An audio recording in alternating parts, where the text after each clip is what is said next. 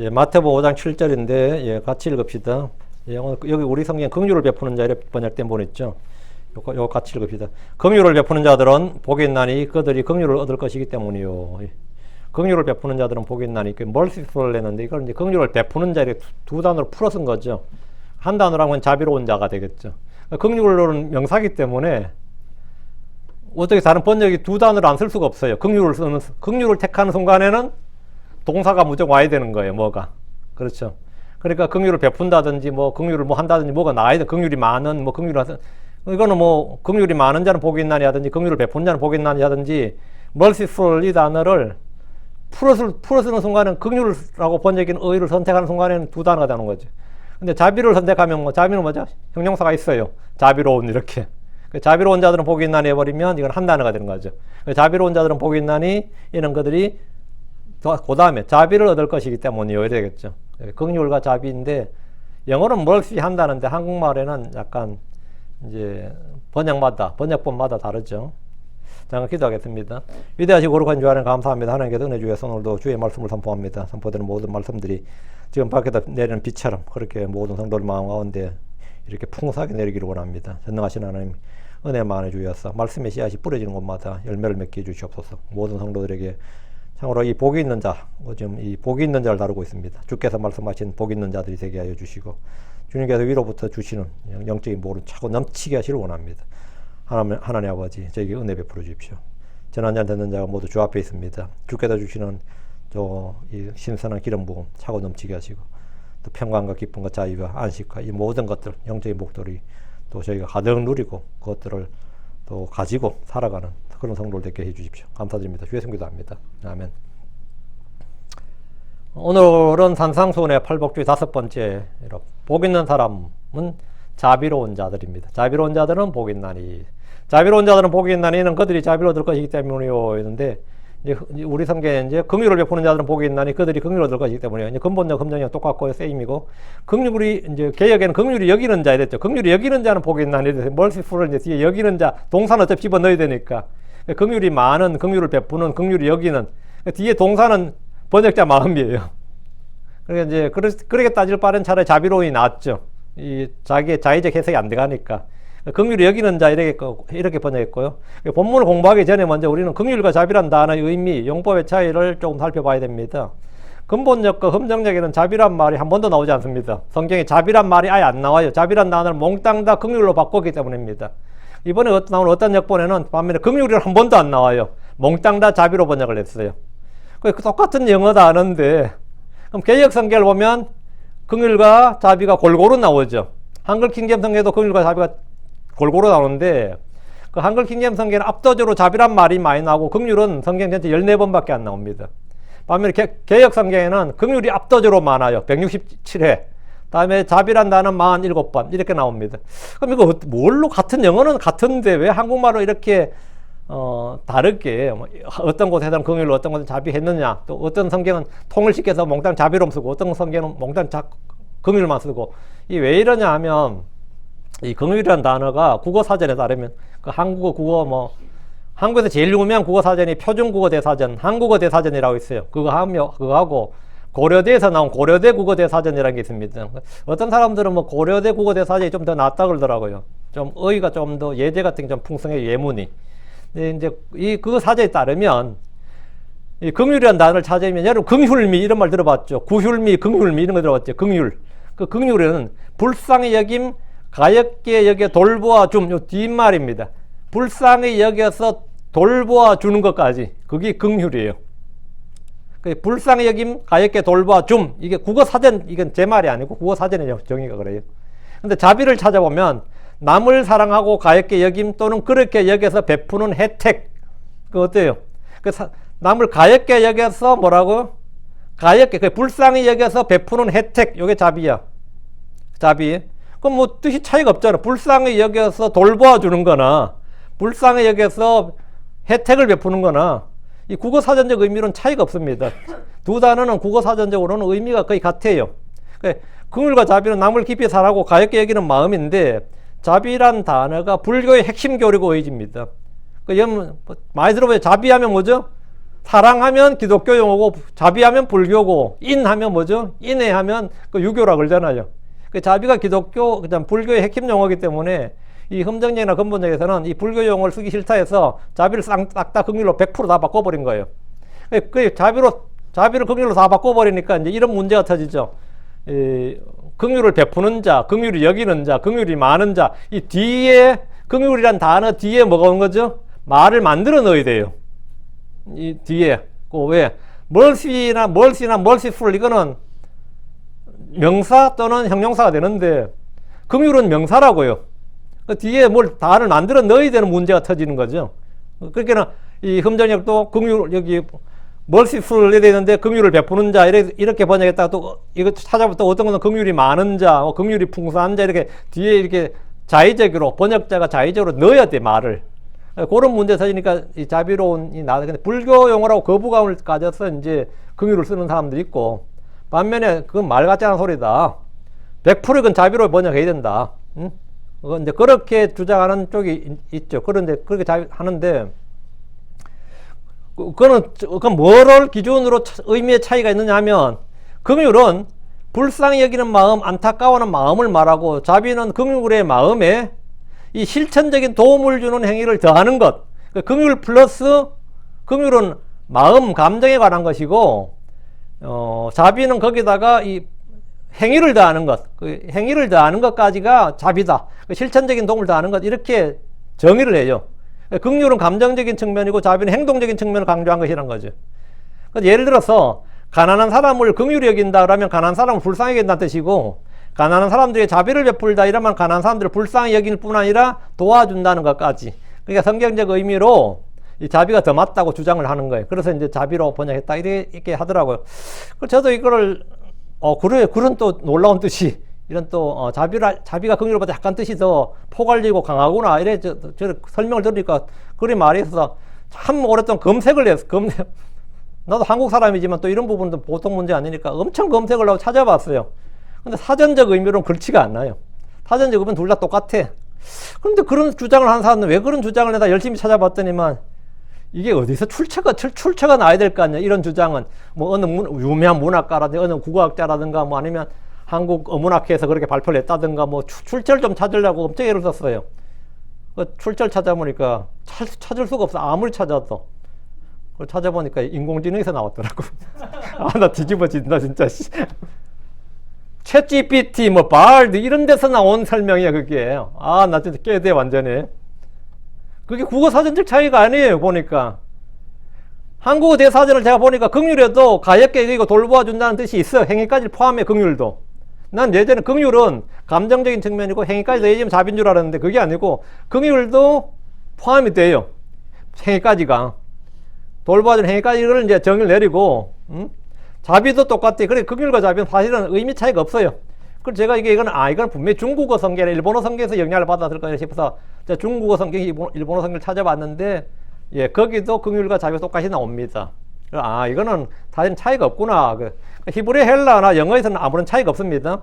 개역 성경은 중국어나 일본어 성경의 의의를 그대로 차용을 해서 이제 번역을 하다 보니까 그 당시에 이제 자비, 어떤 부분은 자비로 번역하고 어떤 부분은 긍휼로 번역했는데 잘 보세요. 이 뒤에 동사가 막 들어가야 되는 부분 있죠.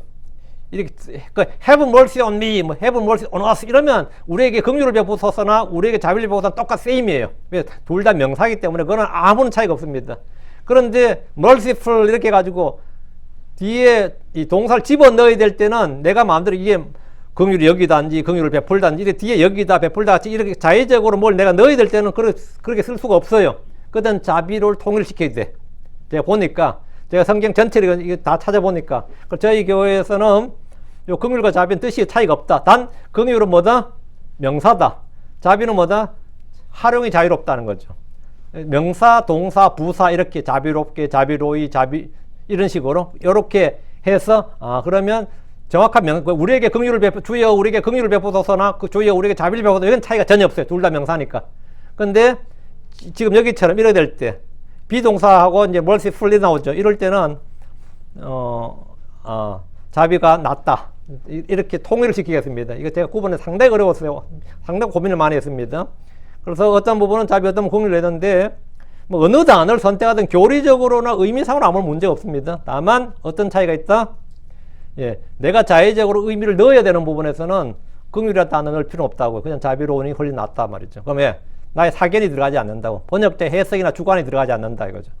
그렇게 이해하시면 됩니다. 우리 주께서 뭐 긍휼을 베푸는 자는 복이 있나니, 뭐 긍휼이 많은 자는 복이 있나니, 긍휼이 풍성한 자는 복이 있나니, 긍휼이 여기는 자는 복이 있나니, 이래도 물론 말은 다 되지만 그거는 뒤에 단어들을 내가 집어넣은 거니까, 그래 하면 그냥 자비로운 자들은 복이 있나니, 이게 예, 성경이 훨씬 더 1:1 대응을 하는 거니까, 우리 주께서 자비로운 자는 복이 있나니 이렇게 말씀하셨다, 이렇게 보고요. 이제 이렇게 짝을 이루는 구약의, 이 말씀이 짝을 이루는 구약의 말씀이 있어요. 이게 뭐냐면 시편 18편 25절입니다. 자비로운 자에게 주께서 친히 자비를 보이시고 곧바른 자에게 주께서 친히 곧바르심을 보이시며, 이렇게 자비로운 자에게 주께서 친히 자비를 보이시고, 그 주의 자비란 말씀의 주목, 주의 자비, 주께서 주의 자비를 보이신다고요. 자비란 뭐냐? 불쌍히 여기는 마음이죠. 기본적으로 불쌍히 여기는 마음. 그래서 뭔가 행동이 내가 유발돼, 이 불쌍히 여기는 마음에서 그치는 게 아니라 불쌍히 여기는 마음에서 내가 뭔가를 해줘야겠다, do something, 뭔가를 해주란 말이야. 뭔가를 하라고. 그러면 그게 뭐냐? 자비라고요. 자비는 은혜와 더불어 죄인들에게 가장 절실하게 필요한 단어입니다. 죄인들은 자신에게 공의, 공평, 공의와 공평, 정의가 실현되길 바라지 않습니다. 공의로운 재판, 공평한 재판이 있을 것입니다. 그 말은 죄인들에게 의미 없는 말이에요. 그들에게 필요한 건 뭐죠? 죄인들에게는 자비가 필요한 것이지 공평함이 필요한 게 아니에요. 그래서 긍휼과 은혜, 그 자비와 은혜를 베풀어 주길 바랍니다. 자비는 죄에 대한 심판, 저주, 형벌 등을 받아야 할 사람이 내가 받아야 되는 건 틀림없어요. 근데 그것이 조건 없이, 값 없이 면제되는 것, 그것이 뭐다? 자비라고요. 성경에서 긍휼, 이 자비란 단어가 처음 쓰였고 적용된 사람은 롯과 그의 아내와 두 딸입니다. 성경을 아는 사람들이라면 누구나 알지만 롯은 불신자는 아니었지만 그는 믿음의 삶을 살거나 의롭고 경건하게 산 사람이 아니었습니다. 그는 뭐였던 사람? 육신적으로 산 성도의 모델이에요. 롯은 세상과 철저히 동화된 사람의 유형입니다. 그가 하나를 믿는 사람이었던 거, 성도란 건 확실합니다. 100%는 확실한데 육신적인 세상에 동화되어서 육신을 따라 산 사람, 그 모델이 롯이에요. 그 맛을 잃어버린 소금에 비유되는 그런 사람, 육신의 성도의 모델, 육신을 따르는 성도의 모델, 그게 롯입니다. 이게 아브라함과 롯의 대조가 되는 거죠. 롯이 살던 도시는 죄악된 세상이었고 심판과 저주를 받아 불타는 세상의 본보기였습니다. 소돔이었잖아요. 주의 진노와 심판의 때 롯에게 필요한 것이 뭐였느냐? 뭐였어요? 그 도시에 지금 심판이 집행된다고. 그럼 롯에게 필요한 게 뭐죠? 긍휼, 자비라고요. 창세기 19장 16절에 롯이 망설이며 그 남자들이 롯의 손과 그 아내의 손과 두 딸의 손을 붙잡고 그를 이끌어내어 그 도시에 밖에 두니 이는 주께서 그에게 뭘 베푸셨다? 자비를 베푸셨습니다. 그에게 자비를 베푸셨습니다. 여기서는 그에게 긍휼을 베푸셨습니다. 그에게 자비를 베푸셨으면 똑같아요. 왜? 이건 명사로 쓰였다고. 그에게 자비를 베푸셨습니다. 그들은 불과 유황으로 심판받는 현장에 살고 있었지만 주님의 긍휼로 벗어날 수 있었습니다. 롯은 자비를 입은 순간에도 또 자비를 구했습니다. 자비를 입었어. 그래서 천사 강제로 끌어내서 심판과 저주, 형벌, 불의 심판을 받지 않도록 밖에 끄집어내줬죠. 그게 구출이잖아요. 그럼 자비를 받았죠. 마땅히 심판을 받아야 되는데 심판을 안 받았단 말이죠. 그런데 롯은 뭐라냐? 창세기 19장 19절 보소서 이제 종이 주의 눈의 앞에서 은혜를 입었고 또 주께서 주의 자비를 내게 넘치게 하사 내 생명을 구원하심으로 자비를 베푸셨나이다. 자비를 베푸셨다. 롯도 인정하는 거예요. 내가 산으로 도피할 수 없나이다. 두렵건대 재앙이 나를 덮자 내가 죽을까 하나이다. 한 번 더 자비를 더 베풀어 달라는 거죠. 주님은 롯이 원하는 대로 자비를 베푸셨고 구원하셨습니다. 성경적 정의로 자비란 죄인으로서 마땅히 벌과 심판을 받아야 함에도 그것이 면제되고 구출받는 것을 말합니다. 예를 들어 빚을 진 사람이 빚을 면제받는 것뿐 아니라 빚을 진 사람이 빚을 면제 탕감받는다. 어때요? 놀라운 거죠. 그거 자비예요. 근데 오히려 빚만 탕감받는 게 아니라 야, 니 돈 하나도 없지 하면서 생활비까지 지급을 해줘. 응? 어때요? 생활비까지 지급해준다고. 죄수가 감옥에서 형이 면제됐어. 18년형, 20년형을 받았는데 그 남은 자녀 형을 몽땅 면제해준다. 어때? 사면이라고 그러죠. 사면만 해주는 것이 아니라 나와서 살 수 있는 정착금까지 준다. 어떠세요? 응? 한국에 지금 남한에는 탈북자들이 굉장히 많습니다. 근데 탈북자들이 국정원에서 조사를 받고 하나원에 가서 적응훈련을 받아요. 몇 달간. 근데 이 국정원에서 첫 번째 강연이 뭐냐면 여러분은 처음부터 대한민국 국민이었습니다. 그런다는 거예요. 첫 마디가 여러분 처음부터 본래 뭐라고? 맞아요. 헌법적으로 북한 사람들도 그 사람은 기여한 게 아니라고. 기여한 것도 아니고 이민 온 것도 아니고 불법자가 사면받는 것도 아니고 여러분 처음부터 뭐였다? 여러분 처음부터 대한민국 국민이었습니다. 그런데 지금 대한민국 땅으로 이제 온 거죠. 그러니까 그 자기들은 그쪽에서 교육을 막 받고 왔기 때문에 막 남아나서 범죄자 취급받을 줄 알고 범법자 취급받았는데 그게 취급받지 않고 오히려 환대를 해주고 막 생활비 주고 아파트까지 내주잖아요. 그 아파트까지 다 내줘요. 실제로 정착금을 다 준다고. 그러니까 이거 완전히 뭐 이건 뭐죠? 내가 받을 가치가 없는 사람에게 주는 건 은혜예요. 근데 내가 벌을 받아야 되는데 안 받아. 면제가 돼. 면제가 될 뿐 아니라 거기다가 더해서 뭔가 은혜를 줘. 그게 뭐라? 자비라고요. 응? 그 죄수가 감옥에서 남은 형이 면제됐다. 그게 아니라 나와서 살 수 있는 정책금까지. 그 예전에 거제도 포로 수용소에 있는 사람들이 대통령 명령으로 한꺼번에 다 포로가 뭐가 된 거죠? 어제까지 포로였는데 오늘 자유시민이 된 겁니다. 어제까지 그냥 적군의 포로였다고요. 그런데 오늘 갑자기 뭐가 된가? 대한민국 시민이 된 거야. 시민권이 다 주어진 거라고. 노예나 포로가 해방될 뿐만 아니라 시민권까지 받게 되는 것이 성경이 말하는 긍휼입니다. 미국에서도 지금은 이제 지금도 계속 논의되고 있지만 레이건 대통령 때 이 나라에 여기에 3만 명이 이민자 3만 명이 떨어진 적이 있습니다. 벌써 오래됐죠. 그때는 레이건이 그때 했을 때 3만 명이 떨어졌을 때 이 불법 체류자들은 말이죠. 그냥 불법 체류자는 다 불법자들이 말 그대로 형을 받아야 되는, 벌금을 내나 형을 받아야 될 사람들이라고요. 추방되거나. 근데 형을 딱 면제를 시켜주고 다음에 뭐 한 거죠? 불법 체류에 대한 그동안 불법 체류 몇 년을 했던 형은 무조건 다 면제. 그리고 나서는 영주권이나 시민권까지 주는 걸 말합니다. 그 영주권, 시민권의 자격을 부여해 주는 것이 사면령이에요. 자비를 베푼 거죠. 여기에 지금 예를 들어서 시민권자하고 결혼하는 불법 체류자들 있죠. 그러면 제일 먼저 이 시민권 신청할 때 법원부터 갑니다. 자기는 모르지만 서류가 법원부터 가요. 이 지역 같으면 다운이 법원에 갑니다. 다운이 법원에서 먼저 사면령이 재판관에서 도장이 찍혀요. 이동안 여기서 불법으로 살아왔던 죄를 사면한다는 소장이 찍히고, 그 다음에 이 사람하고 시민권자와 결혼함으로 말미암아 뭐가 되는 거죠? 영주권을 주는 거예요. 그래서 이 두 가지가 법적 조치가 동시에 취해지는 겁니다. 먼저 법원에서 사면령이 떨어지고, 다음에 사면이 찍히고 나서 영주권 얻을 수 있는, 또는 이 배우자 자격 요건으로. 그게 뭐냐? 그렇게 해가지고 그 사람이 영주권이나 시민권 받는 겁니다. 미국에 결혼을 통한 이민할 때, 보통 불체자들이 그냥 시민권 받자만 만나면 영주권 받을 수 있어요. 물론 받을 수 있죠. 그 받을 수 있는 과정이 사면부터 받는 겁니다. 사면이 없으면 안 되는 거죠. 그러니까 이 자비란 건 뭐냐면 사면을 받는다 해서 딱 그치는 게 아니고 사면을 받아. 그거다 플러스 뭐라고요? 예, 은혜가 베풀어지는 거예요. 그 사람 본래 받을 자격이 당연히 없어요. 받을 자격이 없는데 값없이 은혜가 베풀어져. 그러면 뭐냐? 예, 성경이 말한 긍휼이에요. 그게 바로 멀시, 자비입니다. 주님이 이집트에서 비참한 종살이하는 이스라엘 백성들에게 뭘 베푸셨다? 자비를 베푸셨습니다. 이집트는 세상을 예표하는 나라입니다. 이집트는 이스라엘 백성들에게 새 영광로, 철 영광로와 같은 곳이었습니다.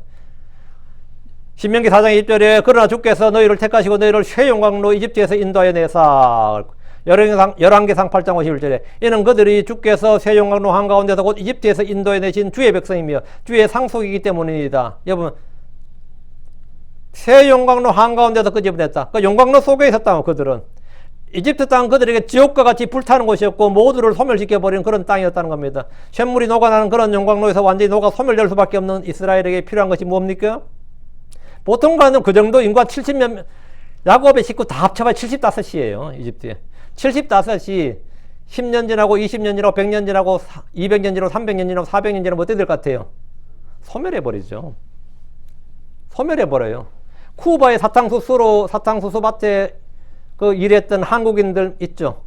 그 많거든요. 조선인들. 하와이 왔던 사람도 많잖아요.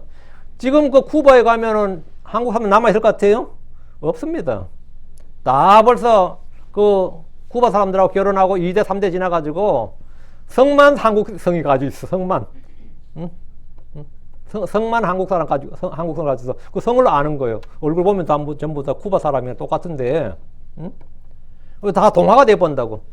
근데 유대인들이 몇백 년을 살면서 그 70명, 기껏 해봐 100명도 안 되는 사람들이 어떻게 이스라엘 유지가 된 거예요? 분리가 돼 있었다고. 그 새 용광로에서 녹아나질 않은 거예요. 원래는 정상적으로 다 완전히 녹아나야지. 응? 근데 안 녹아났다고. 왜? 그들은 주의 상속이었다고. 상속 백성이었다고.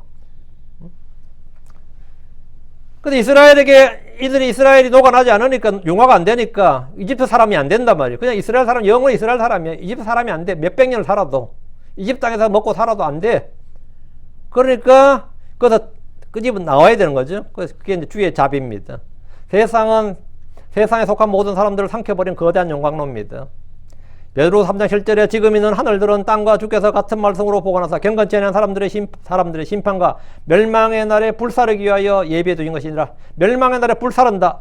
세상이 뭐다? 용광로고, 세상에 있는 안에 그 용광로에 있는 뭐 녹아날 것들, 불태워질 것들이다 이 말이죠. 다 타면 다 불타는 거죠. 구원받지 못한 모든 죄인들의 삶은 용광로 속에 있는 삶이란 겁니다. 여기서 구원받을 수 있는 길이 뭡니까? 주의 자비입니다.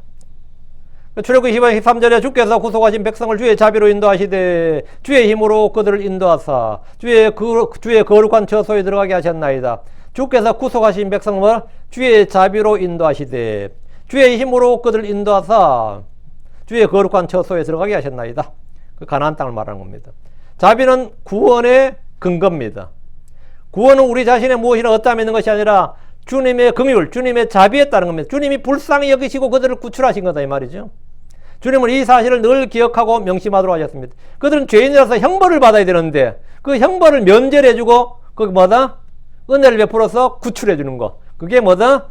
성경이 말한 자비예요. 자비야. 이스라엘이 주의 자비를 받아서 노예에서 자유를 얻었을 뿐 아니라 그들이 살 가나안 땅까지 받았습니다. 이것이 성경이 말한 뭐다? 하나님의 자비예요. 이스라엘이 구원받은 것은 그들에게 의로움이 있었기 때문이 아니고 우리가 이 세상에서 구원받은 건 역시 우리의 의로움이나 선함 때문이 아닙니다. 주님의 뭐 때문이다? 불쌍히 여기심, 주님의 자비 때문입니다. 주의 긍휼 때문이에요. 주님 우리에게 은혜와 자비를 베풀기를 원하십니다. 이사야 3장 18절에 그러므로 주께서 기다리시나니 이것은 너에게 은혜를 베풀려 하심이요 그분께서 높임을 받으시리니 이것은 너에게 자비를 베풀려 하심이라. 이는 주께서 공의와 하나님이기 때문이라. 공의 하나님이기 때문이라. 그분을 기다린 자는 다 복이 있도다. 주님께서 은혜를 베풀려 하심이고 너에게 자비를 베풀려 하심이라. 주님 우리에게 은혜와 자비를 베풀기를 원하신다고. 자비를 베푸시는 것은 주님의 거룩한 성품입니다. 주님의 뜻입니다. 주님이 죄인들에게 허락하신 크신 자비, 풍성한 자비가 뭐냐요? 예. 이사야 55장 3절. 이건 한번 펴봅시다. 워낙 유명한 구절이고 뭐 암송해 놔야 되는 구절이죠. 크리스천들은 뭐 성경 전체를 다 암기할 수는 없잖아요. 그렇지만 몇 구절은 암송해 놔야 되는 구절이 있어요. 그 중에 하나가 이겁니다. 너희는 귀를 기울이고 내게로 나와 들을지어다. 그리하면 너희 혼이 살리라. 내가 너희와 영존한 언약을 맺으니 곧 여기 다윗에게 허락한 확실한 다윗에게 허락한 확실한 긍휼이니라 했죠. 이거는 뭐 긍휼이나 자비랑 명사에게 똑같아요. 너에게 허락한 바 확실한 자비니라. 확실한 긍휼이니라. 다윗은 율법에 따르면 도저히 사함을 받을 수 없는 그런 죄를 지었습니다. 간음, 살인은 어떤 속죄 제물을 바친다고 해서 용서되지 않습니다. 그러나 하나님은 죄의 고백과 회개를 받으시고 다윗을 용서하셨는데 이것을 다윗에게 베푼 다윗에게 베푼 확실한 자비, 확실한 긍휼, sure mercy of David, 그러니까 sure mercy, 확실한 자비라고 그러는 겁니다. 주님께서 다윗에게 허락한 바 확실한 자비, 이건 뭐냐? 주 예수를 믿는 우리에게 이 자비를 베풀어 주시겠다는 겁니다. 다윗에게 베푼 자비를 우리에게도 베풀어 준다요. 다윗에게 베푼 자비. 그 다윗은 분명히 율법의 저주를 받았죠. 속죄의 생물이 필요 없어요. 무조건 죽여야 됩니다. 반드시 죽일지니라에 해당되는 죄를 지었습니다. 그 다윗은 자백하거나 희생물 드린다고 해결될 죄가 아니었다고. 무조건 반드시 죽일지니라는 율법의 저주를 받았어요. 그 율법의 저주를 받아서 반드시 죽어야 되는 다윗이 율법에 따라 그 율법의 저주 심판을 이기고 뭘 얻었다? 구원을 받았죠. 오히려 은혜를 입었다고. 그게 뭐다? 예. 그 다윗은 죄가 사면되고 은혜를 입었다고. 그게 뭐죠? 다윗의 확실한 자비. 다윗에게 배운 확실한 자비. 그걸 우리에게 베풀어 주신다는 거죠. 우리에게 베풀어 주신다. 어떻게? 예수를 믿는 우리에게 그걸 베풀어 주겠다. 주 예수를 믿는 우리에게 베풀어 주시겠다. 그러니까 신약 성도들이 받은 은혜는 확실한 자비에 기반을 두고 있습니다. 율법 용서하지 않는 죄와 저주와 심판일지라도 우리가 용서받는 것, 희생제와 헌물이 전혀 없이 새 언약에 따라 얻는 자비입니다. 우리가 어떤 죄인, 어떤 큰 죄, 뭐 무시무시한 죄를 지었더라도 그런 불법과 진짜 율법의 정죄와 저주를 받는다 할지라도 나는 뭐가 있다? 소망이 있어요. 왜? 예수가 뭐다? 나의 소망이야. 예수를 통해서 우리는 뭘 받는 거죠? 확실한 자비, 확실한 자비, 심판을 이기고 정죄를 이기고 저주를 이기는 확실한 자비를 얻는다. 이게 성도들이 배운 하나님 가장 큰 은혜예요. 우리는 모두 이 하나님의 자비를 얻었기 때문에, 받았기 때문에 우리 역시 다른 사람들 용서하고 자비를 베풀 수 있고 베풀어야 하는 겁니다. 뭐 고기도 먹어본 놈이 먹는다 그러죠. 인심은 곳간에서 난다 그런 말도 하죠. 마찬가지로 나도 하나님의 은혜를 맛보고 하나님의 긍휼, 이 확실한 자비를 맛보고 경험한 사람들이 용서도 잘하고 자비를 잘 베풀어요. 먹어본 놈이 먹어. 그것도 같이 내가 하나님의 은혜를 맛보고 하나님의 사랑을 맛보고 하나님의 이 선하심을 맛본 사람들이 그 일도 잘할 수 있습니다. 용서도 잘할 수 있고 받아주는 일도 잘할 수 있고 자비를 베푸는 일도 뭐 거리낌 없이 할 수 있다고. 근데 내가 그런 경험이 없는 그 종교적인 삶을 사는 사람은 아무리 뭐 성경 배우고 뭘 해도 항상 인색해. 사람들에도 인색하고 쪼잔하고 뭐 그냥 항상 보면 생각하는 게 육신적이에요. 자기가 그런 실제로 영적 체험이 없기 때문에 그래요.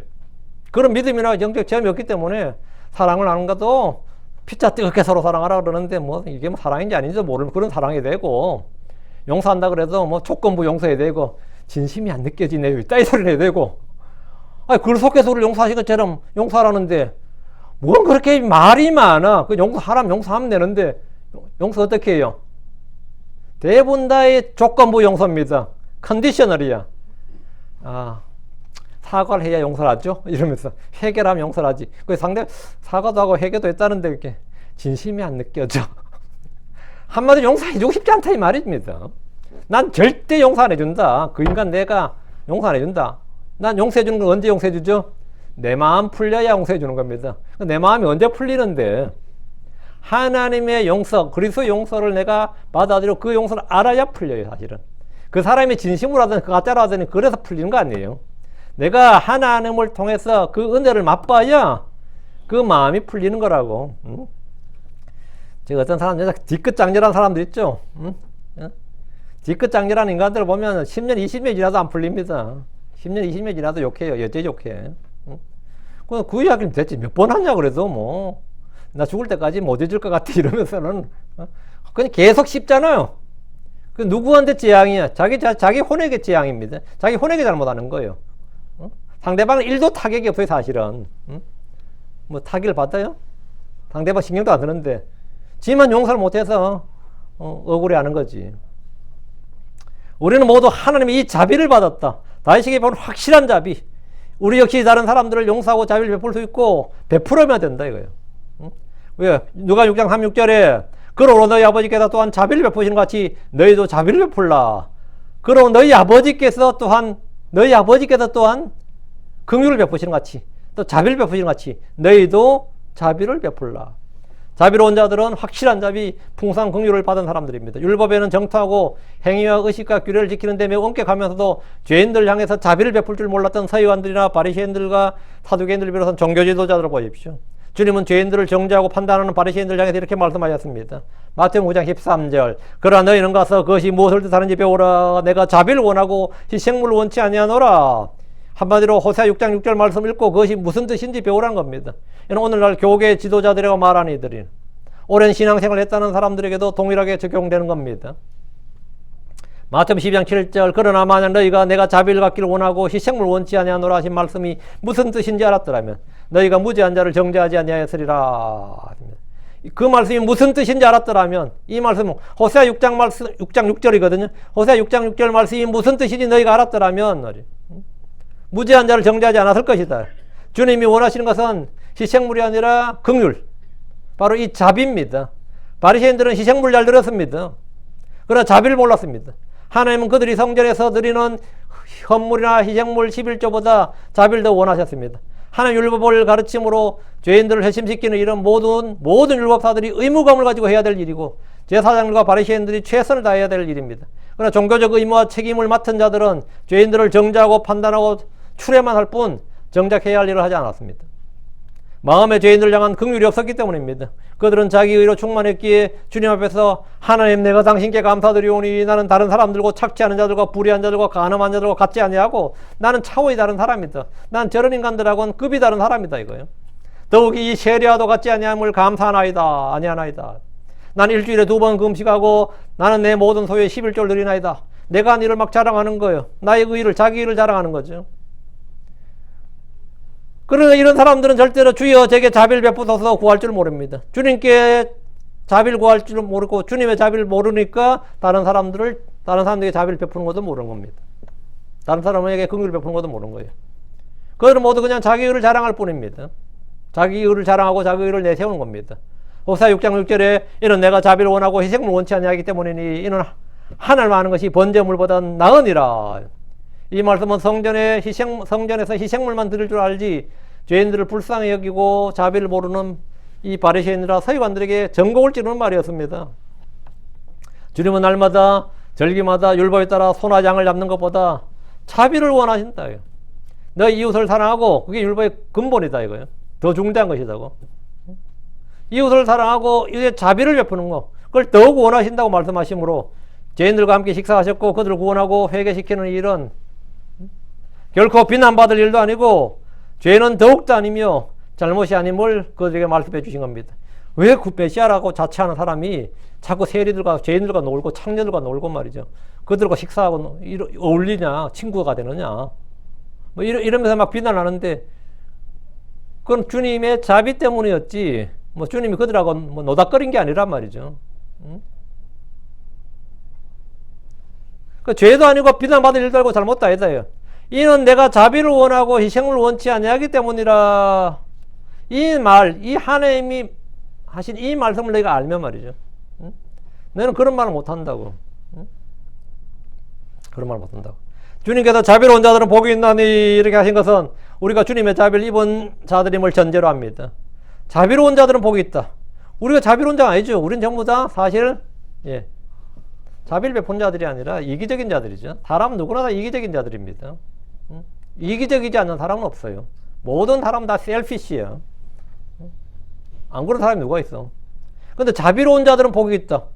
자비로운 자들은 누가 자비로운 자들인데? 주께 자비를 받은 사람, 주께서 베푼 자비를 내가 받아들인 사람들이에요. 주님의 자비를 입은 자들이 주의 자비를 베풀 수 있어요. 주님의 은혜를 받은 사람들이 내가 은혜로운 사람이 되는 겁니다. 주님의 사랑을 받은 사람이 뭐다? 사랑이 넘치는 사람이 되는 거예요. 우리는 자비를 받은 사람들이다. 베전서 2장 10절에 너희가 지나간 때는 백성이 아니었으나 이제는 하나님의 백성이요 자비를 얻지 못하였으나 이제는 자비를 얻었느니라. 이제는 뭐? 자비를 얻었느니라. 저와 여러분은 예수 그리스도로 말미암아 이미 자비를 얻은 자들입니다. 주님의 자비를 얻지 못하였다면 자비를 베풀 수가 없습니다. 자비로운 사람이 되지 못한다고요. 그는 베풀 긍휼이 전혀 없기 때문입니다. 주님께서 이 땅에 육신을 입고 오신 것이 무엇 때문입니까? 우리 뭐 수십 가지 이유를 주님이 이 땅에 육신을 입고 오신 이유를 뭐 수십 가지, 수백 가지 될 수 있죠. 그렇지만 한 가지는 뭐냐? 자비를 베풀기 위해서입니다. 주님이 우리에게 오신 목적, 사람이 되셔서 이 땅에 오신 목적, 우리에게 자비를 베푸시기 위해서다 이거예요. 히브리서 2장 17절 뒤로 갑니다. 히브리서 2장 17절.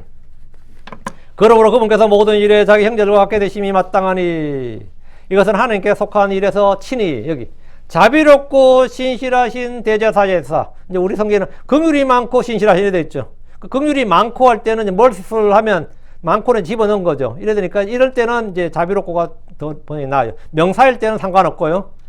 친히 자비롭고 신실하신 대제사장이사 백성의 죄들로 인하여 화해를 이루려 하심이니라. 자비롭고 신실한 대제사장이사 성육신의 목적 중에 하나입니다.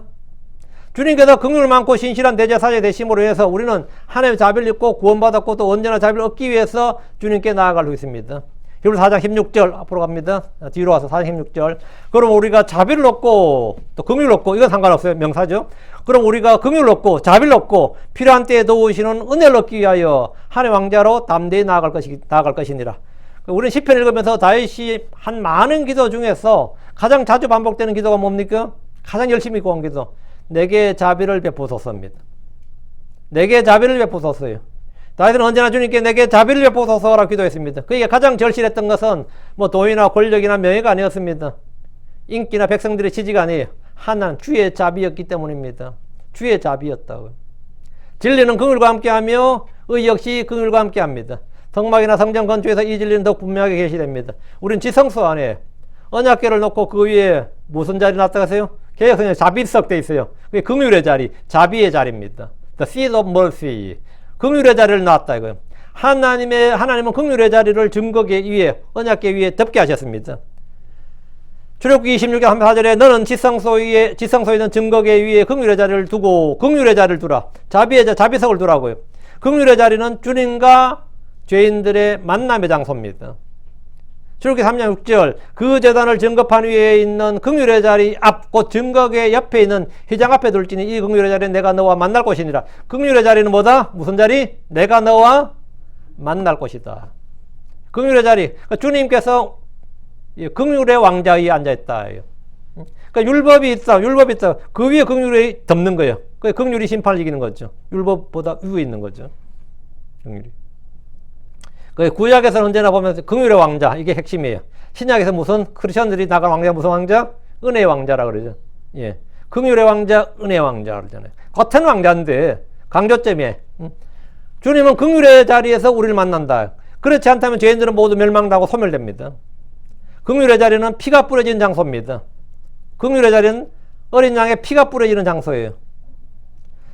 레위기 16장 14, 15절 그는 또 수소의 피를 취하여 손가락으로 긍휼의 자리 위에 동쪽으로 뿌리고 또 손가락으로 그 피를 긍휼의 자리 앞에 7번 뿌릴지니라. 그 뒤에 그는 또 백성을 위한 제물의 염소를 잡아 그 피를 가지고 휘장 안으로 들어가서 그 수소의 피로 행한 것 같이 그 피로 행하여 긍휼의 자리 위야 긍휼의 자리 앞에 뿌릴지니라. 어디? 긍휼의 자리는 위 앞에 피가 뿌려진다고. 피가 뿌려. 예수의 피가 긍휼의 자리 위에 앞에 뿌려짐으로 우리는 그 자리에서 주 하나님을 만날 수 있습니다. 하나님께서 자비를 베푸시기 위해서 독생자 예수 그리스도를 주시고 온몸의 모든 피를 흘리게 하셨습니다. 피가 있는 곳에 주의 긍휼이 있습니다. 피가 있는 곳에. 갈보리 십자가는 이 세상의 죄인들을 향한 하나님의 사랑뿐만 아니라 하나님의 긍휼, 하나님의 자비가 넘치는 자리입니다. 누구든지 그곳으로 나올 때 용서받지 못할 죄가 없고 깨끗하게 씻기지 않을 더러움이 없습니다. 그러니까 어떤 죄인도 값없이 무조건적으로 사면받고 다음은 은혜를 받는 것. 그게 뭐냐? 예, 긍휼의 자리예요. 자비는 죄인들을 향한 주님의 거룩한 성품입니다. 출애굽기 34장 6절 주께서 그 앞으로 지나가시며 선포하시되 주로다 긍휼이 많고 은혜롭고 오래 참고 선함과 진리가 풍성한 주 하나님이로다. 긍휼이 많고 했죠. 자비롭고 은혜롭고. 주님의 첫 번째 성품인데 선포할 때 주로다 하면 자비롭고 은혜롭고 오래 참고 선함과 진리가 풍성하신 주 하나님이로다. 자비는 약하고 가난한 자를 불쌍히 여기고 같은 처지에 있는 사람들을 동정하는 마음입니다. 불쌍히 여기고 동정하는 마음이에요. 그리고 그들을 섬기고 돕는 마음입니다. 자비는 조건 없이 돕는 마음이에요. 자비는 고통받는 자들에 대해 가지는 연민입니다. 자비는 용서하는 마음입니다. 자비는 자신이 받은 바 은혜를 기억하고 그대로 이웃 형제들에게 드러내는 마음입니다. 복음서에서 사람들을 보는 우리 주님의 마음은 한 단어로 표현할 수 있습니다. 불쌍히 여기사입니다. 여러분이 복음서 읽을 때 우리 주 예수 그리스도의 마음 하면 딱 한 단어로 표현돼요. 불쌍히 여기사, 불쌍히 여기사. 한마디로 요약이 됩니다. 이 긍휼, 자비란 말은 다른 표현으로 불쌍히 여기사입니다. 불쌍히 여기사. 주님은 모든 사람을 불쌍히 여겼습니다. 모든 사람이면 잃어버린 양들처럼 목자 없는 양들처럼 불쌍히 여기셨다고. 주님은 자신의 말씀을 들었던 큰 무리들 보시고 어떻게 여겼다? 불쌍히 여기셨어요. 만족하게 아이가 불쌍히 여기셨다. 오늘은 진짜 사람들 많이 모였네. 이게 아니고 그런 걸 본 게 아니고 주님 그들의 상태, 그들이 목자 없는 양 같은 분이다 불쌍히 여기셨더라. 마태복음 9장 36절에 그러나 그분께서 무리들을 보셨을 때 그분께서는 그들을 불쌍히 여기셨으니 불쌍히 여기셨다. 마태복음 14장 14절 그리고 예수님께서 나오사 또 큰 무리를 보셨더라.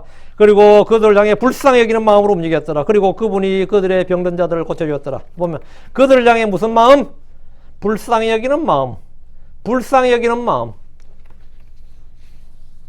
마태복음 15장 32절 그때 예수님께서 그분의 제자들을 불러 말씀하시길 내가 이 무리를 불쌍히 여기노라. 주님은 사람들을 볼 때마다 항상 불쌍히 여기겠어요. 무리를 불쌍히 여기는 마음이야말로 모든 목양의 기본입니다. 이게 목자의 마음이라 해요. 목자의 심정이라 해요. 목자의 심정은 뭐냐? 불쌍히 여기는 마음입니다. 목민심서라고 한국에 있거든요. 그게 목민심, 그 사람이 정약용식을 썼죠. 그 사람이 캐톨릭을 기업한 거예요. 천주교인이었죠. 그걸로 핍박도 많이 받았고, 어쨌든. 근데 그걸 가지고 이제 이 성경을 좀 읽고 이렇게 가지고 그걸 이제 목민관, 그 성경에 나오는 게 그걸 좀 접합을 해서 쓴 게 그 목민심서예요. 그 목민심서잖아. 심이 마음 힘자죠. 그 목자들이 백성들, 민은 이제 양이 되고요. 목민이지, 그게. 목민관이 어떤 마음을 가져야 되느냐를 쓴 게 이제 목민심서인데 아주 뭐 하도 잘 써가지고 유명한 책이죠. 그게 목사들이 좀 읽어야 될 책인데요. 그 한 단어, 딱 한 단어로 요약하면 불쌍히 여기는 마음이에요. 목민간의 마음, 목자의 마음은 딱 한 단어다 이거야. 어여삐 여겨라. 근데 거기는 그 옛날 말인 한국말이 뭐예요? 불쌍히 여가. 어여삐 여겨죠. 그 어여삐 여기는 마음이다 이거죠. 그 왕의 자질은 뭐냐? 딱 하나다 이거. 지방 관리의 자질은 뭐냐? 그 학문이 높고 뭐가 그게 아니고 가장 중요한 자질이 뭐냐면 백성을 어여삐 여기는 마음이다. 그게 목민심이에요. 목자들이 가져야 되는, 목민관이 가져야 되는 마음이다. 이거. 목양의 가장 기본이 뭐냐? 오늘 목회자들은 큰 무리가 나오면 뭐죠? 기뻐하고 즐거워하지. 큰 무리들을 보고 기뻐하고 즐거워했더라. 이제. 나도 뭐 몇백 명, 몇천 명 되면 기쁘고 즐거울 것 같아. 제법 왔네. 이렇게. 제법 왔네. 그런 사람들은 숫자 확 들어주면 시험 들어요. 왜 이렇게 적지? 이러면서. 하나님 그런데 나한테 시험 안 들라고 항상 적잖아. 그러니까 심정 자체를 안 쓰게 되지. 그러니까 항상 평정심을 유지하지. 와도 그만 안 와도 그만 뭐 없으면 없는 대로 있으면 있는 대로고 없으면 우리 뭐라 그래요? 안 왔네 그러지 않아요. 이게 본래대로 본래네 이래야지. 본래 이랬어 이런 거지. 그런데 전혀 신경 아예 안 쓰기가 그것도 엄청난 복이야 실은. 나의 설교를 듣기 위해서 이렇게 많이 모였구나. 우리 주님 이런 마음을 가진 적 없습니다. 나도 이제 유명 목사의 반열에 오른구나.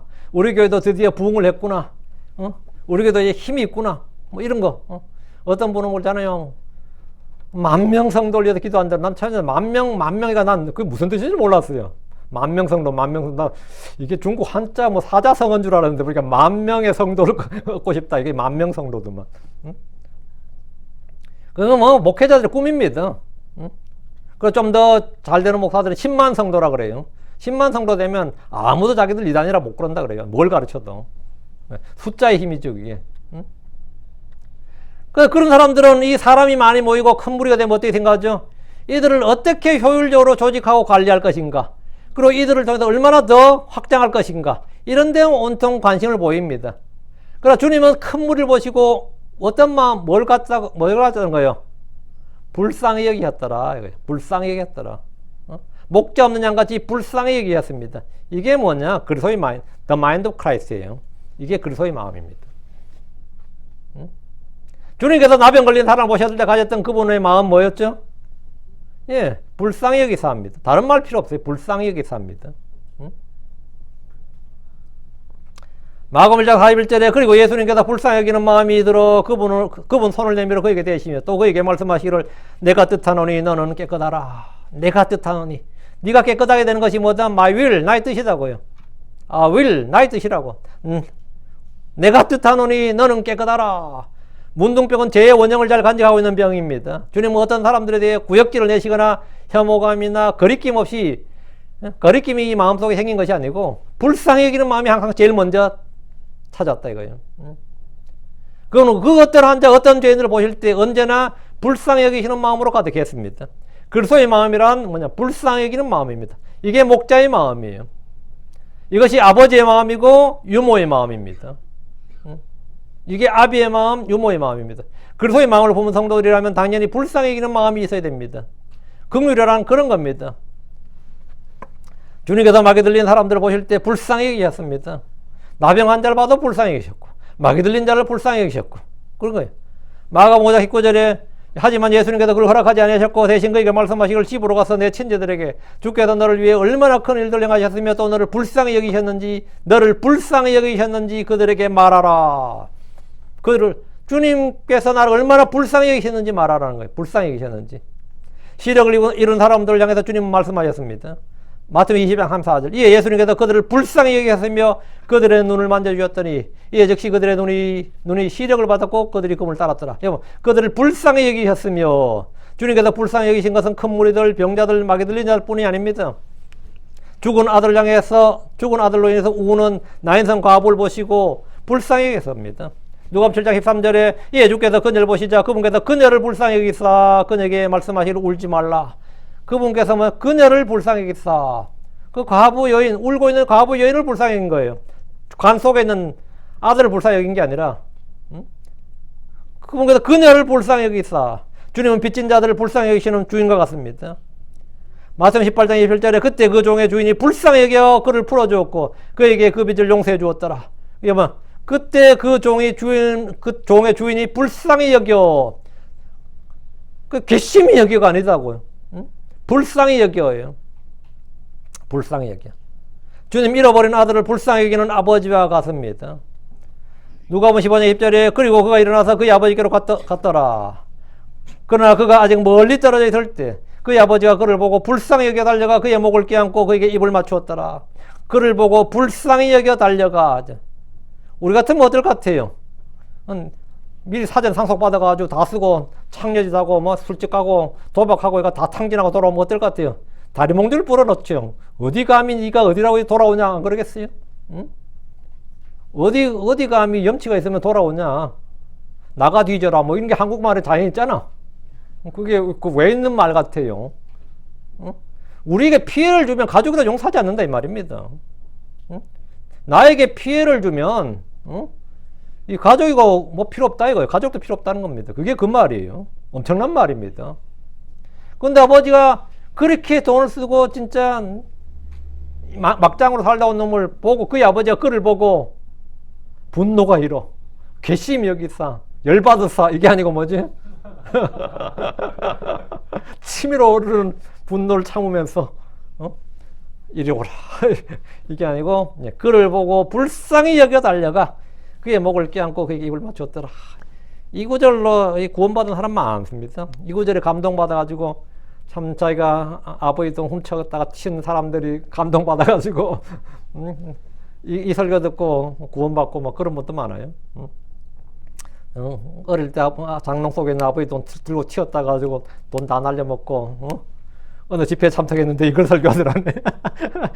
그래가지고 그 학교 때 하나님 사랑을 느꼈다라 어쨌다라 그런 분도 많이 봤는데, 하나님의 기본적인 마인드가 뭐냐? 하나님의 마음이 뭐냐? 불쌍히 여기사예요. 내가 막 죄를 짓고 막 그랬는데, 그래서 하나님께서 나를 보실 때 뭡니까? 기본적인 마인드가 불쌍히 여기사예요. 주님은 강도 만나 사친 사람을 만나주시는 선한 사마리아 사람 같습니다. 누가복음 10장 33절에 그는 어떤 사마리아 사람이 그가 여행을 하다가 그가 있던 곳에 왔느니라. 그리고 그가 그를 보았을 때 그를 불쌍히 여겼느니라. 그 아는 사람 아니에요. 그 사람이 내게 무슨 도움을 받을 것도 아니야. 그냥 내가 왜 도와줬느냐 딱 하나입니다. 그는 그를 불쌍히 여겼느니라. 요즘 우리나라 하면 오지랖이 높다 그러죠. 남이 왜 끼어드냐 그러기도 하고 뭐 하려고 그러냐 하겠지. 그렇다면 이 땅을 사는 성도들은 어떤 마음가짐, 어떤 자세로 살아야 되느냐 이게. 성도들에게 주신 말씀이 뭐냐? 베드로 3장 8절 끝으로 너희는 모두 한 마음이 되어 서로를 동정하며 형제로 살아가고 불쌍히 여기며 예의 바르게 행하라. 이게 성도들이 주는 마지막 말씀이에요. 끝으로 finally 이게 끝으로입니다. 너희는 모두 한 마음이 되어 서로를 동정하며. 지금 서로를 동정하세요. 전부 다 불쌍한 사람들입니다. 서로를 동정해. 서로를 동정하고 서로 부러워하지 말고 서로를 동정하고 형제로서 사랑하고, 다음 뭐라? 불쌍히 여기며 예의 바르게 행하라. 당연히 그러죠. 교회 왔는데 너무 무례하게 행하는 건 아니지. 불쌍히 여기며 예의 바르게 행하라고. 주님께서 그러하셨기 때문에 우리는 그렇게 살아야 됩니다. 자비로운 자들은 복이 있나니라고 말씀하신 건 바로 이런 겁니다. 이게 바로 자비로운 자들은 복이 있나니예요. 마음이 따뜻하다는 것으로 충분하지 않습니다. 불쌍히 여길 뿐 아니라 선을 행해야 됩니다. 그것이 자비입니다. 자비는 마음과 더불어 그에 따른 선한 행위, 섬김, 도움과 같은 구체적이고 실천적인 행위가 동반되는 겁니다. 많이들이 누군가를 보면서 불쌍하다, 안됐다, 안타깝다며 눈물을 흘리면서도 막상 어떤 도움을 주라고 하면 주자고 꺼리낍니다. 왜? 나한테 피해가 오잖아요. 나에게 손해가 따를 수 있고 귀찮을 수 있기 때문입니다. 불쌍히 여기는 것까지는 나한테 피해가 안 오잖아요. 참 안 됐네. 그 사람 참 안 됐네. 들어오면 내 마음이 다 안 좋네. 그까지지. 응? 그까지지. 그럼 네가 뭔가 좀 해. 뭔가 좀 뭘 하더라 좀 해봐. 그러면 그것까지는 뭐 하고 싶진 않아. 응? 괜히 뭐 귀찮은 일에 걸리게 들고 괜히 뭐 내가 뭐 하려고 나서 이런 마음도 있고 불쌍히 여기는 마음까지만 심지어 뭐 눈물까지 흘려줄 수 있어. 그런데 막상 도움을 주라 그러면 그거는 뭐 다른 면이지. 그건 좀 다른 면이지. 응?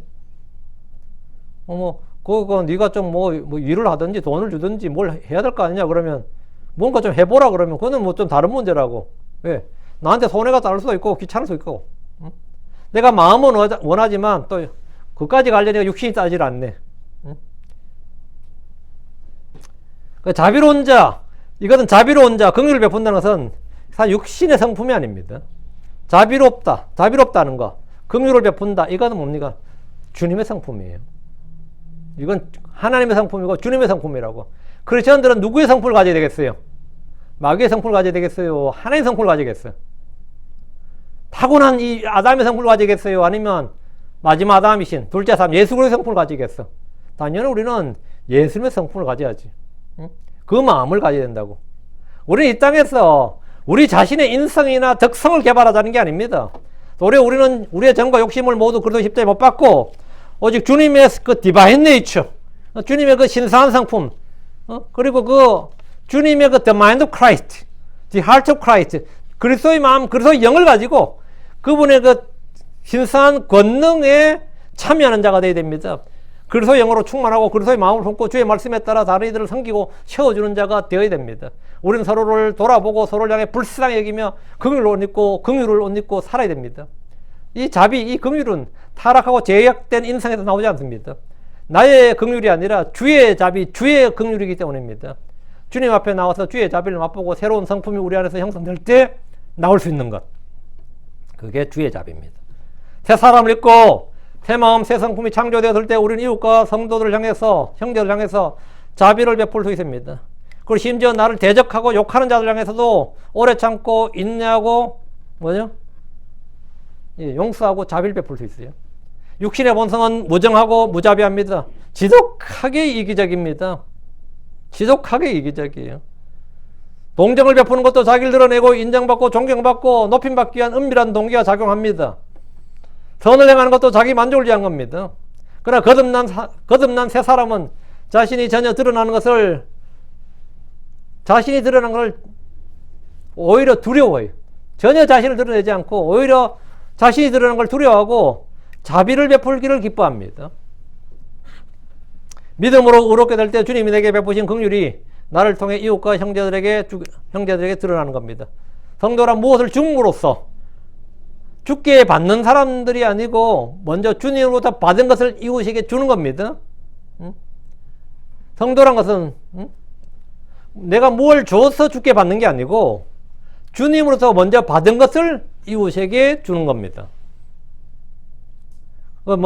내가 뭔가 선을 행함으로 주께 받는다, 그거는 이제 행위구원이죠. 그게 아니고, 주님으로부터 먼저 받은 은혜를 받은 것, 자비를 받은 것, 사랑을 받은 것, 주님께 먼저 받은 것을 주는 사람들, 그게 크리스천입니다. 사랑이든 긍휼이든 그 무엇이든 다 주께 받은 것을 이웃과 형제들에게 주는 사람들입니다. 주께서 제자들에게 너희가 거저 받았으니 거저 주라 했습니다. 너희가 거저 받았으니 뭐다? 거저 받았으니 거저 주라. freely given, freely give예요. 너희는 거저 받았으니 거저 주라예요. 우리는 주께 값없이 받은 은혜가 있고 주께 값없이 받은 은사, 선물이 있고 주의 말씀이 있고 주의 영이 있습니다. 주께서 주신 능력이 있습니다. 주께서 받은 것들을 나누어 주는 사람이 선한 청지고 신실한 청직입니다. 복음을 나누어 주십시오. 사랑을 베풀고 자비를 베풀고 복음을 나누어 주십시오. 고린도전서 15장 3절에 이는 나 역시 전에 받은 것을 무엇보다 먼저 너에게 전하였음이니 나도 받은 걸 너에게 전해줬다는 거예요. 은혜를 받았다면 은혜를 끼치고 사랑을 받았으면 뜨겁게 사랑하고 은사를 받았으면 그것으로 섬기고 능력을 받았으면 돕고 재물을 받았으면 널리 흩어 나누어 주십시오. 받을 가치가 없는 사람들에게 주는 것이 은혜고 오히려 벌을 받아야 할 사람에게 주는 것이 자비입니다. 주님의 풍성한 자비를 받았다면 그대로 베풀어 주라고 하십니다. 내가 주께 용서를 받았으면 그와 같이 용서해 줘야 됩니다.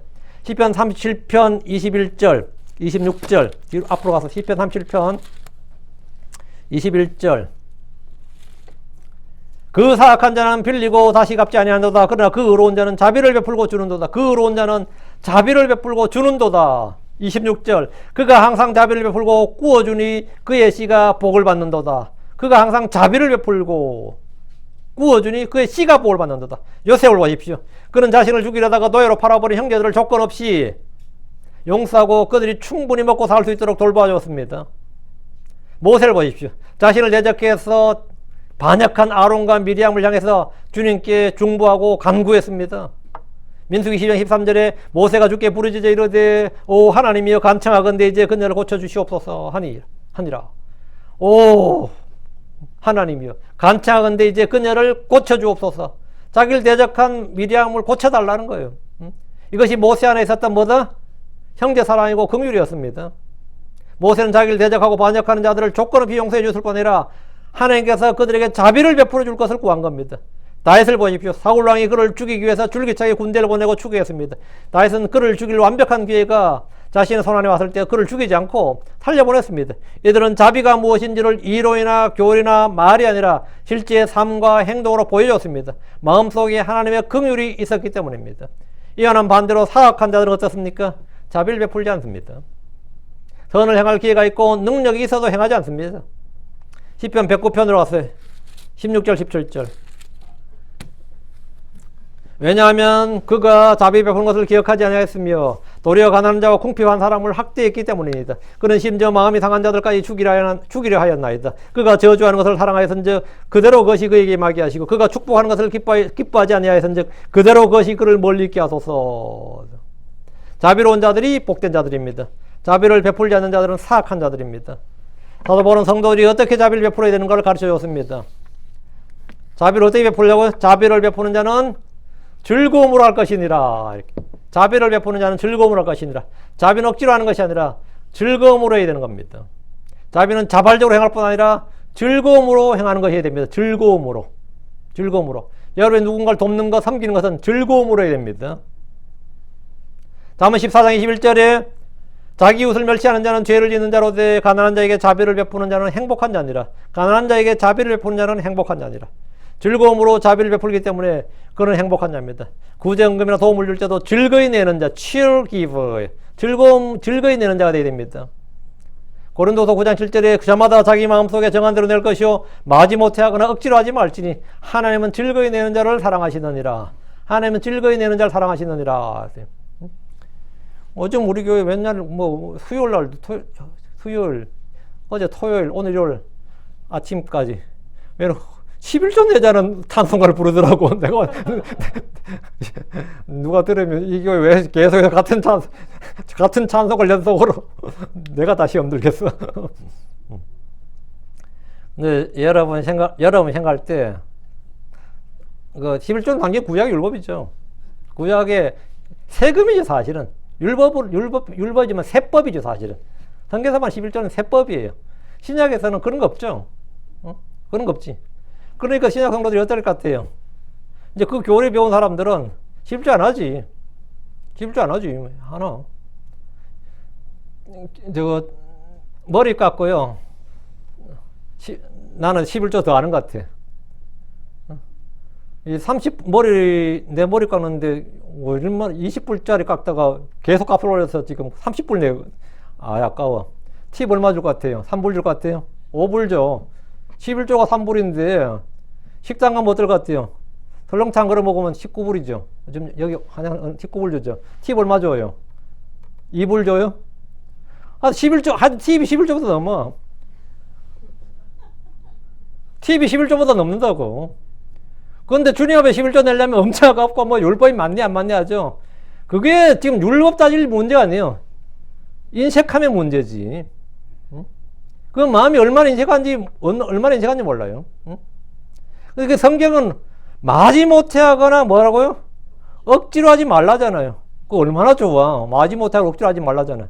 뒤에 하나님 즐거이 내는 자를 사랑하신다. 여기 즐거이 내는 자는 이게 출기법입니다. 저는 대학교 1학년 때 처음으로 이제 저희 목자한테 11조에 대해서 배웠어요. 11조에 대해서 배웠는데, 이제 나한테 가르치기가 좀 민망했나 봐, 그분이. 나한테 그 11조, 뭐 가난한 시골에서 올라온 고학생한테 11조란 말이 어때요? 가르치는 사람이 시험 들어요. 자기가 도와줘야 될 판국에 11조 내라는 말 자체가 학생이 무슨 11조가 돈이 어디 있어요? 응? 근데 그 성경 가르쳐야 되니까 자기도 민망했던지 책을 한 권 주더라고. 지금 그 책 제목을 모르겠어요.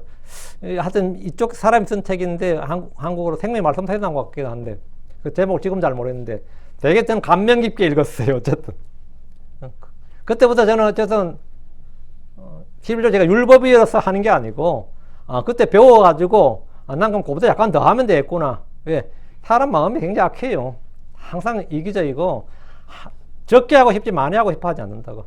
그걸 내 마음에 내가 그냥 정해놓은 것이지, 여러분, 자기 마음 속에 정한 대로 될 것이요. 그랬죠. 이 구약과 차이입니다.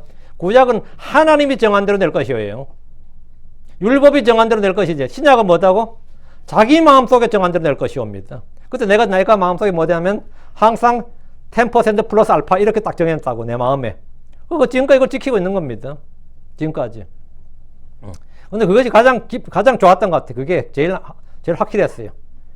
가난한 자를 보살필 때, 여러분이 가난한 자를 돕거나 보살필 때, 섬길 때, 손해의식이나 피해의식이 드는 것이 아니라, 오히려 마음의 즐거움과 기쁨이 되는 겁니다. 그건 해보면 알아요. 자비를 베푸는 것은 도움을 줬다, 선을 행했다, 동정을 베풀었다는 행위의 문제가 아니라, 그 자체가 하나님을 영화롭게 하는 일입니다. 예. 잠언 14장 31절에 가난한 사람을 학대하는 자는 그를 만드신 이를 모욕하는 자로 돼 가난한 사람의 긍휼을 베푸는 자는 그 자비를 베푸는 자는 그분을 영화롭게 하는 자니라. 영화롭게 하는 자라잖아요. 그 긍휼을 베푸는 건 뭐한가? 그분을 영화롭게 하는 자라고요. 여러분이 누구에게 긍휼을 베푸는 것은 하나님을 영화롭게 하는 일입니다. 하나님께 영광을 돌리는 게 어떻게 하는 겁니까? 간단합니다. 긍휼을 베풀면 영화롭게 하는 겁니다. 주님을 영화롭게 하는 거예요. 여러분이 선을 향하고 의를 향하는 건 주님을 영화롭게 하는 일이에요. 긍휼을 베푸는 자는 주의 자비를 얻습니다. 뿌린 대로 거둔다는 것은 성경적 진리입니다. 갈라디아 6장 7절에 속지 말라 하나님 조롱을 받지 아니하니 이는 사람이 무엇을 힘든지 그대로 거둘 것이니라. 야고보서 2장 13절에 긍휼을 베풀지 않는 자는 긍휼 없는 심판을 받으리라. 긍휼은 심판을 입고 기뻐하느니라 했습니다. 그래서 긍휼은 자비래. 같은 말입니다. 자비를 베푸는 일은 자신에게 선을 행하는 겁니다. 다음은 11장 17절 자비로운 자는 자기 혼에게 선을 행하나. 이게 자비로운 자는 자기 혼에게 선을 행한다. 자비로운 자는 자기 혼에게 선을 행한다. 이거 틀림없는 말입니다. 자비로운 자는 자기 혼에게 선을 행하는 겁니다. 그러니까 내가 내 혼에게 여러분이 비싼 옷을 입고 뭐 치장을 나고 여러분 나도 나에게 투자 좀 하자. 고생한 나에게 나도 이제 좀 쉼을 주자. 뭐 여행도 가고 즐거움을 주자. 여러분 혼에게 가장 잘하는 일이 뭘 것 같아요? 응? 여러분 혼에게 잘하는 일이 뭐냐고. 자비를 베푸는 자는 뭐라고? 자비로운 자는 자기 혼에게 선을 행한다. 자기 혼에게 좋은 걸 행하는 거라고요. 그 사람들은 자기 혼에게 자기 몸에 좋은 것은 운동을 하든지 좋은 음식을 먹든지 여행을 가든지 약을 먹든지 뭘 찾아서 열심히 챙기지만 정작 자신의 혼에게 좋은 것, 자기 혼에게 선한 것이 무엇인지 잘 모릅니다. 그러니까 독서는 마음의 양식이다 이 정도지. 자기 책을 많이 읽는 것은 혼을 살찌우는 일이다 이런 말을 하죠. 자비를 베푸는 사람이 진정으로 자기 혼에게 선을 행하는 겁니다. 그래서 자비를 베푸십시오. 그것은 여러분에게 혼에 좋은 것이고 자비로운 자는 뭐다? 복이 있다고요. 왜? 하나님의 자비를 받는 길이에요. 여러분 성경에 나오는 어리석은 부자 이야기를 들은 적이 있을 겁니다. 그는 몸에 좋은 것이 혼에 좋은 것이고 소유가 많은 것이 혼에도 좋은 것인 줄로 알았습니다. 소유가 많은 것이 생명이 풍성한 줄 알았어요. 그게 이 물질적 풍요와 영적 풍요가 마음의 풍요가 일치한 줄 비례관계인 줄로 생각을 했습니다. 많이들 이렇게 생각하죠.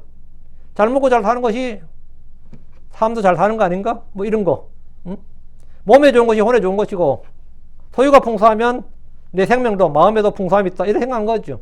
이 부자의 철학이나 가치관, 경제관 오늘날 대부분의 사람들과 굉장히 흡사합니다. 누가 보면 12장 19절에 그리고 내가 내 혼에게 말하기를 혼아 내가 여러 해 동안 쓸 물건들 많이 쌓아두었으니 너는 편안히 쉬고 먹고 마시며 또 즐거워하라. 너는 편안히 쉬고 먹고 마시며 또 즐거워하라.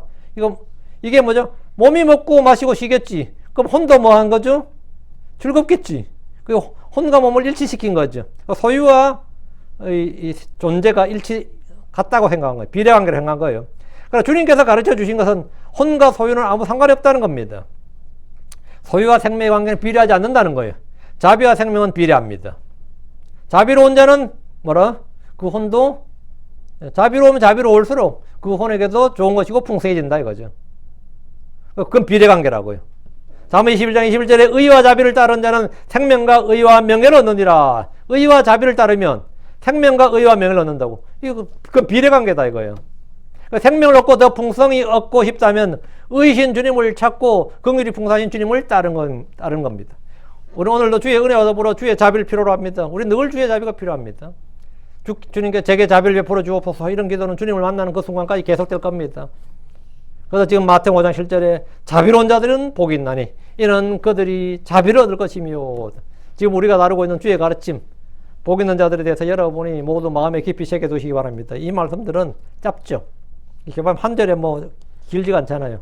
오늘 말씀 같은 경우도 한 두세 번만 읽으면 외워지지 않나? 자비로운 자들은 복이 있나니 이는 그들이 자비를 얻을 것이며 그래서 이거는 외워두시기 바랍니다. 지금 우리가 다루고 있는 주의 가르침 복 있는 자들에 대해서는 여러분이 마음에 깊이 새겨두시고 이거는 이 말씀 암송해두시고 기억해두시고 묵상을 하십시오. 이거는 뭐 어렵지 않잖아요. 응? 짧은 구절들이니까 요 정도 구절들은 못 외운다는 거는 못 외우는 게 아니라 안 외우는 거니까요. 외워두세요. 팔복 8개 다 끝나고 나서 아무나 막 불러 일으켜가지고 외워보라고 할 겁니다. 지금부터 외워놓으세요. 영이 가난한 자는 복이 있나니부터 시작해서 마지막까지 하루에 몇 번씩 읽으면 외워질 겁니다. 외워서 또 외워보라 그러면 또 시험 들어서 내 교회 안 나오고 그러지 말고 예, 이 정도는 외워두세요. 예. 자비로운 자는 복이 있나니 이렇게 외워두세요. 기도합시다. 위대하시고 간 주 하나님 감사합니다. 하나님 주께서 주신 말씀을 저희가 마음판에 새길 수 있도록 해주십시오. 주의 성령께서 저희 마음판에 이 말씀을 기록해 주시고 마음의 보고에 쌓아두고 숨겨둘 수 있게 해주십시오. 이 말씀이 자유로운 행로로 돼서 역사하고 또 아버지는 믿음과 잘 결합해서 풍성한 열매를 맺게 해주십시오. 30배, 60배, 100배의 그런 열매를 거두고 또 이 그리스도의 말씀이 풍부히 거하기 위해서 저희 마음속에서 이 말씀이 쏟아져 나오게 해주십시오. 아버지는 저희가 말씀을 증언할 때 참 거리낌 없이 주의 말씀을 증언할 수 있도록 해주시고 저희가 값없이 받은 것, 거저 받은 것들을 거저 줄 수 있게 해주십시오. 저희가 무엇보다 인색하고 탐욕적이고 자기중심적이고 이기적인 그런 사람들이 아니라 정말 마음이 너그럽고 풍성하고 은혜가 풍성하고 자비로운 자들이 되게 해주시길 원합니다. 아버지는 자비로운 자들은 복이 있나니라고 말씀하신 대로 우리가 정말 자비를 베품으로 말미암아 복된 자, 또 무엇보다도 우리 혼에게 좋은 것이고 또 주님께 자비를 얻는 자들 되기를 원합니다. 도와주십시오. 감사드리며 주의 승기도합니다. 아멘. 아멘.